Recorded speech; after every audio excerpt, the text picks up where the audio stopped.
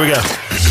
The 6AX Classic Breakfast with Nat and Westo. Nat, it's a 2-for-1 deal today. I know, I love a buy one, get one free. I love it even more when we don't have to pay for them. Cast your eyes to the right there. It's Thommo and Tina, as in Michael Thomson and Tina Altieri from Channel 9. Hello. Morning. Hey, good morning. How are you? You enjoying your stint here at our little 6AX studio? This is great. You know what? This is bringing back wonderful memories because I started my career at 6AX Radio back in 1987. Wow. Yeah. There was a look of surprise on Thommo's There you face go. there. Like, Well, that was my first year at 9, 87. All things change in the media, but radio was such a dynamic thing back then, wasn't it? It was just Absolutely, yeah. incredible. Loved- All going hammer and tongs. The Yeah. competition was just, and it was must listen to. The 70s and 80s were incredible years for TV and radio. It Yep. was a Yeah, great absolutely. time. So, teens, you were jumping in right at a good time. It was an amazing time and it was an eye-opening time because there was so much going on and so much great talent around as Yeah. well. The quality of the DJs then were absolutely brilliant. as opposed to now. I mean, Not that they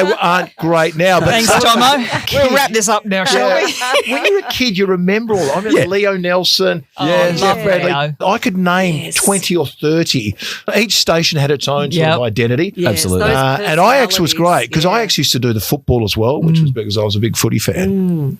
Here you Sports are guy. back at 6AX. I know, this is so good. Like, this is really special. and back at Channel 9, Yes, which is the Channel whole 9. reason that the two of you a are here. century later, can I just say, and it's a pinch me moment. We go back a long way, don't we? Yeah, we do. Tina, we're talking in the car when we were coming out about working together in those early days. And Tina, you were so young then. Yeah, well, my early 20s, I was really young when I sort of started as a cadet journo, worked in the documentary unit at Channel 9, worked alongside absolute stellar names in the industry, and I was learning everything. I was a sponge back then, Yeah. you know, eyes wide open thinking, what am I doing here? Can I just say too, I've always wanted to be a journalist in the media. Yeah. And I got to meet Thommo in the very early stages as well. Thommo was doing sport at the time. I was reading news. And you were the youngest newsreader in Australia well, when you were 19? When I was 19, and I was working at the time for the 10 network. That was my first TV station.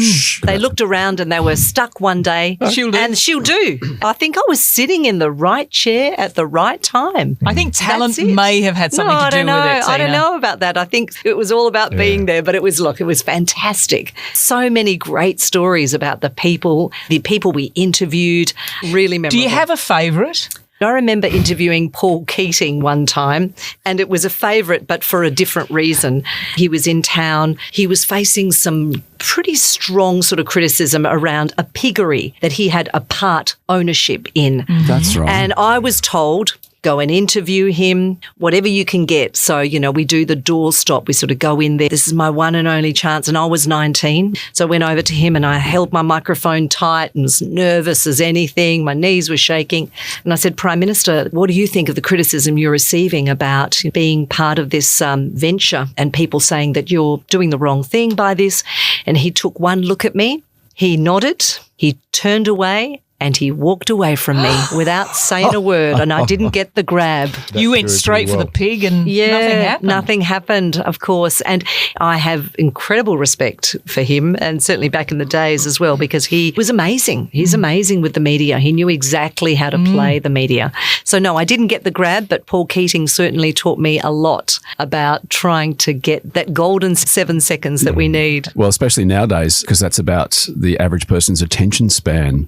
There's no doubt the mobile phone has changed things so dramatically. Yeah. People can look and see Well, and they're so distracted. watch and listen. Yeah. It's funny, I was driving through and there was some roadworks, and I'm not having a go at roadwork people because this applies to journalists, to everybody else, but I drove through and there were 3 people. They obviously had to wait. Something was about to happen. They were waiting. All of them looking at their phone, Yeah. which is a very common thing among the population. It really The is. flip side of that, though, is, and I'm sure we've talked about this previously, Thommo, is that it is now a source of content for the likes of yourselves Absolutely. on news programs, because everybody's got a phone and they can catch that moment. The citizen journalist. But as you guys as Boom, well, the phone comes out. You go through on Instagram, you'll see all the radio calls now for the AFL games. Part of the really good thing is their reaction. I saw 2 callers from another network who were calling the Dockers game.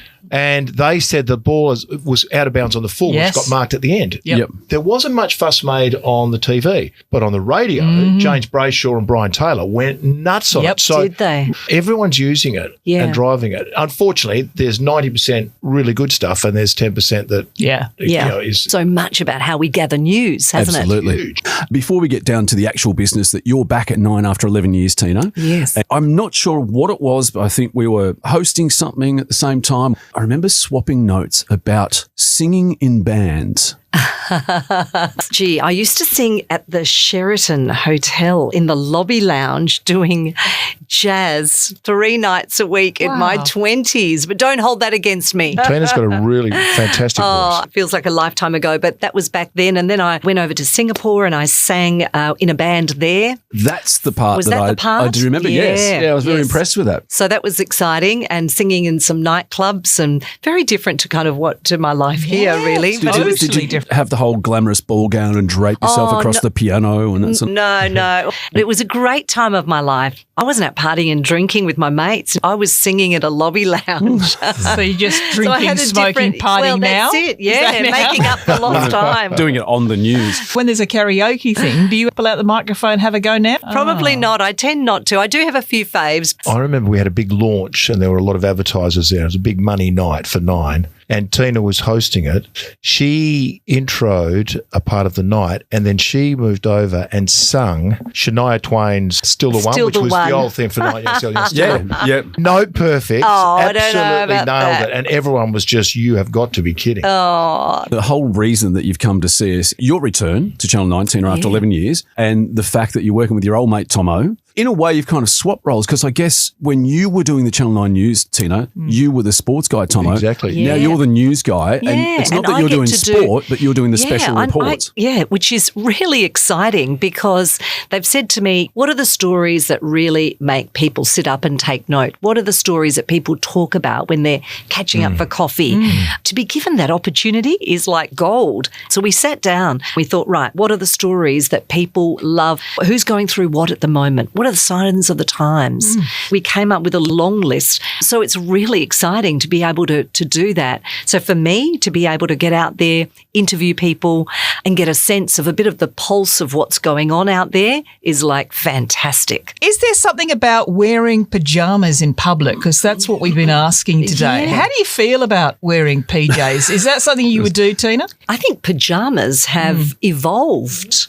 And I think nowadays people are turning to loungewear for pajamas. Loungewear. Yeah.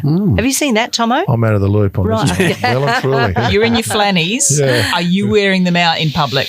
I wouldn't have had a pair of flannels since I turned 8 or 9. Really? Yeah. Oh. Yeah, I think pajamas have never been a big thing. Oh, hello. There's the news. Well, okay. Well, I didn't realise. Yeah. So it looks like a set of pajamas, but you can be walking out in them. Oh, I got you. Yeah. Okay. So they Okay. can be satin. Oh, this is the and they're- matching they're top and quite pants. Yeah. pricey Westo, nowadays. you They're into looking this? good, you know. No. I stand very firm on things like pajamas, Ugg boots. Audis, Ugg boots. Yeah. Do you do a onesie? No, don't? not even at home. Strangely enough, no. Maybe if I was, Winston Churchill in my bunker, because apparently that's what I used to do: roam around in a onesie, drinking with, all day. Yeah, Yeah. and with ears. Some of them come with ears as well in the onesie. They're Jeez. great. Yeah, no, but thanks for asking. Congratulations on the move back. Thank you for making time to come in and see us, the two of Pleasure. you. So to we've got see you on as the special series reporter and doing your weekly Crime Stoppers segments as well. That's right. Fantastic. My next story is coming up in a couple of days. And of course, Crime Stoppers tomorrow being Wednesday. Fantastic. Now, can you just sing us out to the break, please? Oh, gee. You're still the one I run to, the one that I belong to. You're still the one I kiss goodnight. Lordy, Is wow. sublime.